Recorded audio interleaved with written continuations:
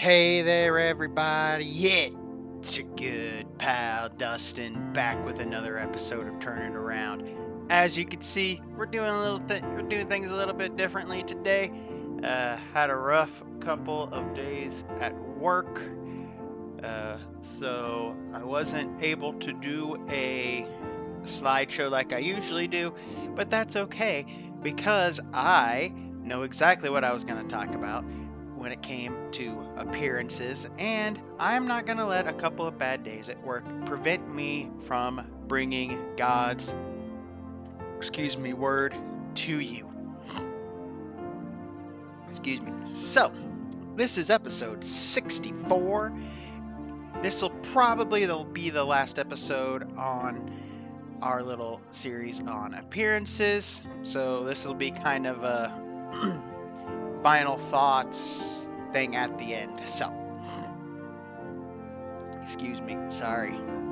So, anywho, so another reason, because what I wanted to talk about was I don't think there's anything in the Bible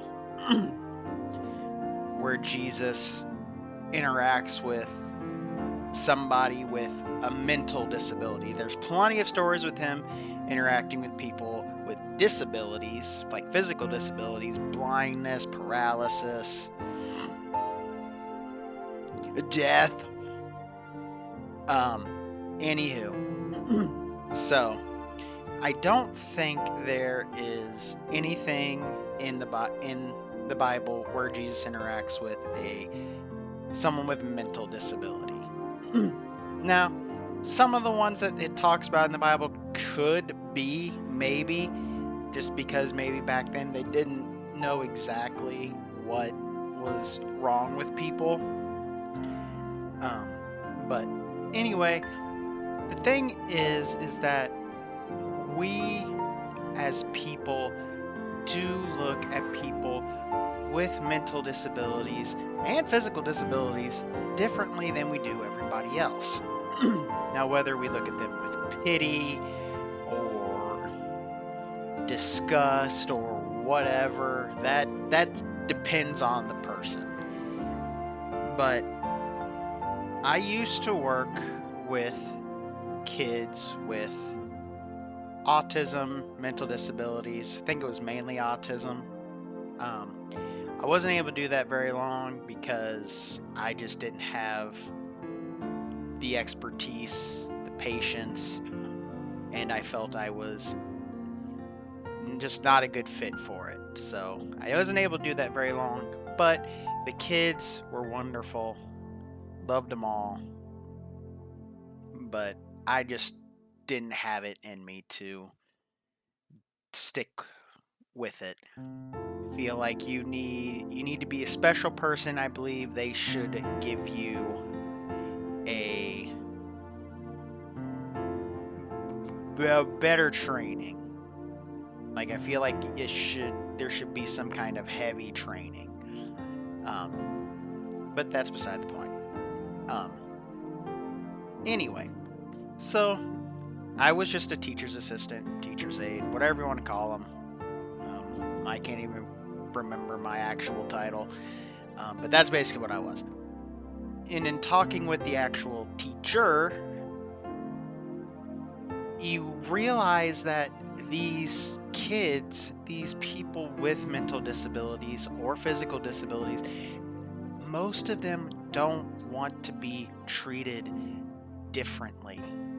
Whether it's pity, disgust, whatever, they don't want to be treated any differently than you would treat another normal person. So I did my best to treat them like normal people, like a normal person. Now, obviously, if they have a learning disability or whatever, obviously, you kind of gotta treat them more with kid gloves when you're talking to them, trying to teach them things because they just don't understand. But the thing is that they are just like you and me. They just are wired differently. And I'm sure you've heard something like that before, that people with mental disabilities, they're just wired different. And it's really true. They are wired differently. Another thing, not just with mental disabilities, but with mental illness, such as depression, anxiety. Those are the only two I can think of off the top of my head. Anywho, I suffer from both of those. I do my best to hide it as best I can because I don't want to be treated with pity, or that, oh, you just need to get over it type thing. Because a lot of people do treat depression and anxiety and that kind of stuff like that. Like it's just something you can get over just because you want to. Where that's not true. People with depression and anxiety and any other mental illness, we are wired differently. Our brains are wired differently than someone who doesn't suffer from a mental illness. Just like someone with autism or ADHD or learning disability. Can't think of what the thing where it's people have a hard time, can't read. I can't think of what that word is called, but I'm sure you all know what it is. Our brains are wired differently. Our emotions are wired differently. Perhaps that we are just more emotional in general. We are more easily angered. We are more easily saddened. We are more easily excited, more easily made happy. The thing is that when people realize you have a mental illness, mental disability, their first knee-jerk reaction is to treat you differently. And again, whether that is with pity or with disgust or with whatever else, people's knee-jerk reaction when they find out is to treat you differently.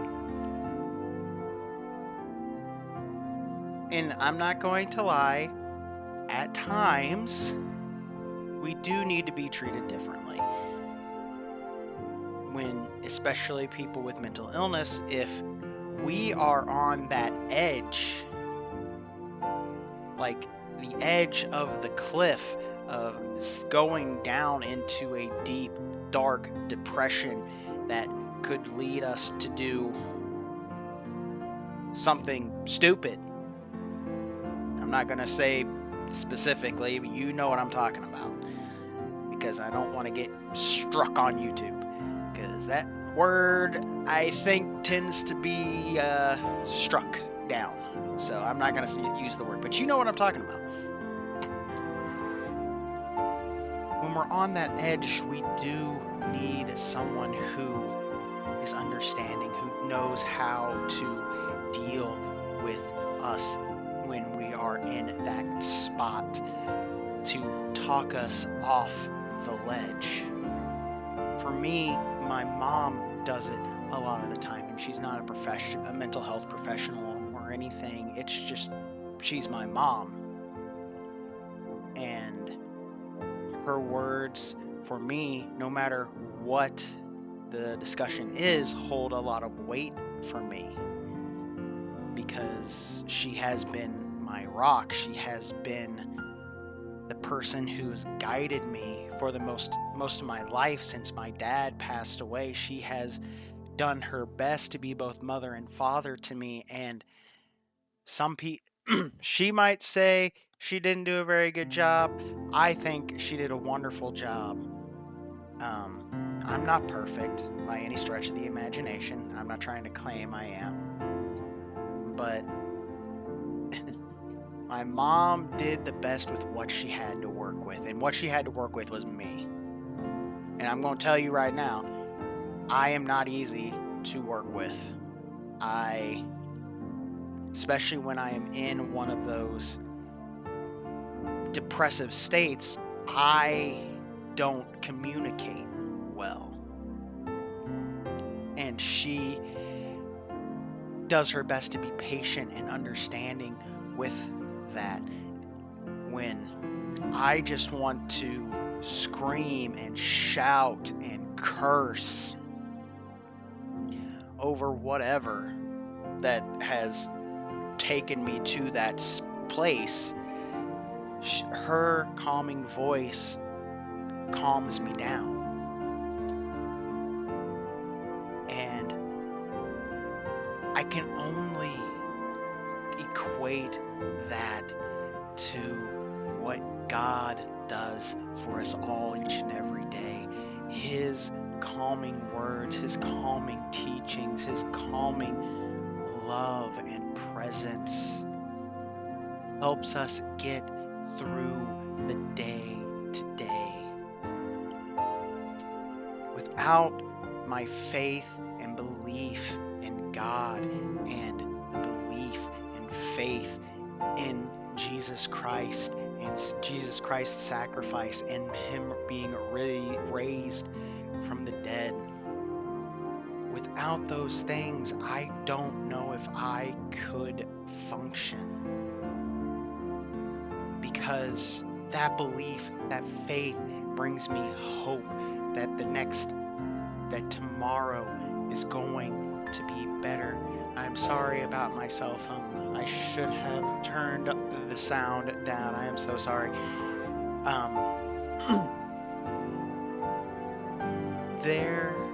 God's calming presence and the hope that tomorrow will be better as long as I have my faith and belief in God. Again, God doesn't do it at the snap of our fingers. Sometimes it takes time. It's in God's time, not our time. But God always is there to talk us off that ledge. He is always there to treat us like a normal person, like a normal child. God's love has no bounds. He loves those with mental illness, those with autism, ADHD, learning disabilities, physical disabilities, whatever else. He loves them just as much, if not more, than the quote-unquote normal people. Of course, what is normal, right? But God loves us all, is my point. And as followers of God, followers of Christ, we are meant to love everyone, no matter their disability, no matter their past, no matter their appearance. But we do also need to remember that those with mental illness, depression, anxiety, we also, while those with that don't want to be treated differently all the time, we still need to be empathetic and sympathetic. You know, June was Men's Mental Health Month, and I don't know what it is, but whenever you try to speak up for men's mental health, all the internet trolls seem to come out of the woodwork. And I don't know if they are just trying to troll or if they have some kind of wound that makes them say just horrible things about men's mental health or anybody's mental health. I'm just using men because, like I said, June was Men's Mental Health Month. So we, as followers of Christ, need to love those with mental illness, mental disabilities, physical disabilities, people that look different from us. Because that is what Jesus would do. That is what God would do. It doesn't matter their disability, their race, their sexual orientation, even their religion. God commanded us to love our neighbors, love our fellow man as ourselves. And that includes those who don't look like us. Again, I know this was a little different than normal. I hope it was still okay. Like I said, I just couldn't think of any story in the Bible where Jesus interacts with someone with a mental disability or mental illness. Unless you want to count those possessed by demons, but we believe that they're actually possessed by demons, so there's no mental illness there.